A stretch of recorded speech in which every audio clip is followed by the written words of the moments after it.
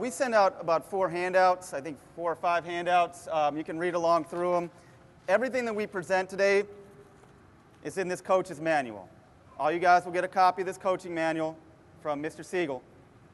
And I'll outline everything that we're going to talk about today, but in much more detail. So I want to continue to reference this book. When you get it, please read through it.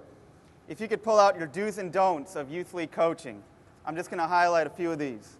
Do emphasize that your players clean up the field and dugout every day. Leave the practice and playing areas in better condition than you found it. I'm sure the park district would appreciate that as well. But it's just something about teaching responsibility. Please do that. Number 4, at this level, all you're trying to do is concentrate on fundamentals. Winning doesn't matter. Nobody's going to remember who won an 8-year-old Oz Park game 10 years from now.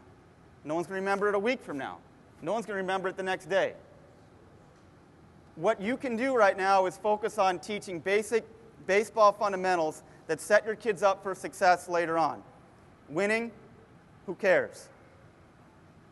All right, and even at my high school program, I never, or very rarely, except when we get into playoffs, I never use the word winning. I don't talk about winning. I talk about competing. There's a difference. I don't focus on winning, I focus on competing. I focus on how we play the game, because I'm smart enough to know that you can lose and play really well, and you can win and play really poorly. And at this level, it's really important that you focus on development first, winning second. And when I say development, athletic development, emotional development, social development. Winning is way down the line.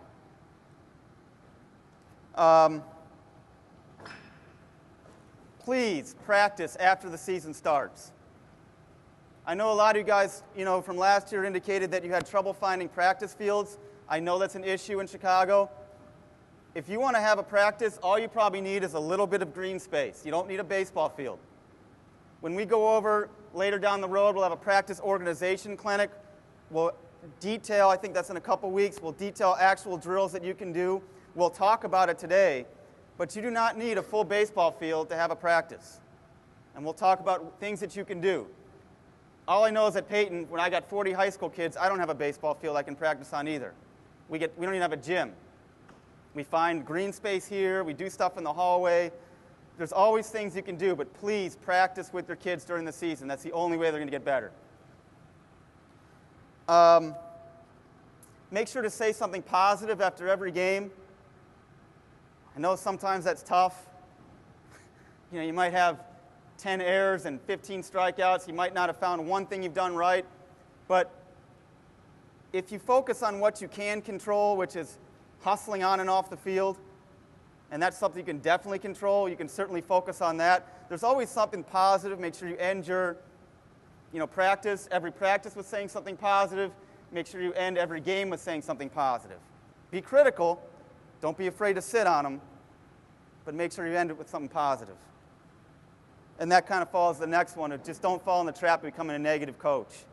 Because after a while, if you're so negative all the time, the kids are just going to tune out and not listen to you.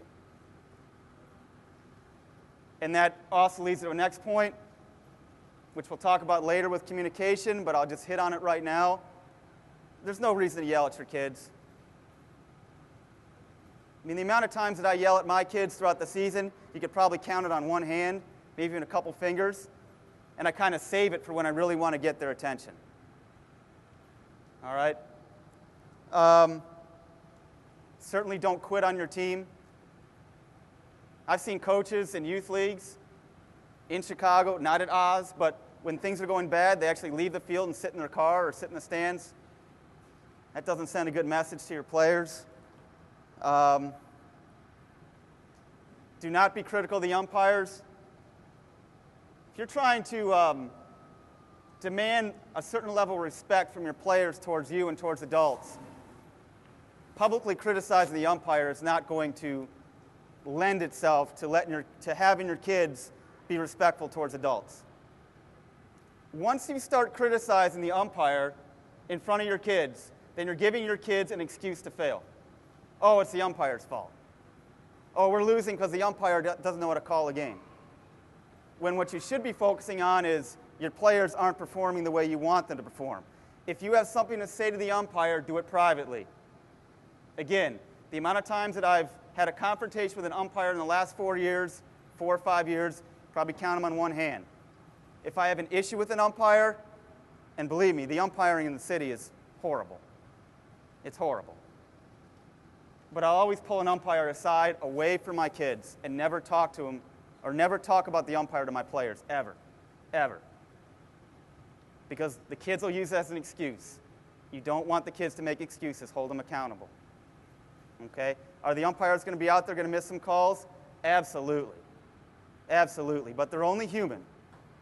They're only human. The last one, do not try to be one of the players. Don't try to be their buddies. You're not their buddy. You're not their friend. You're their coach.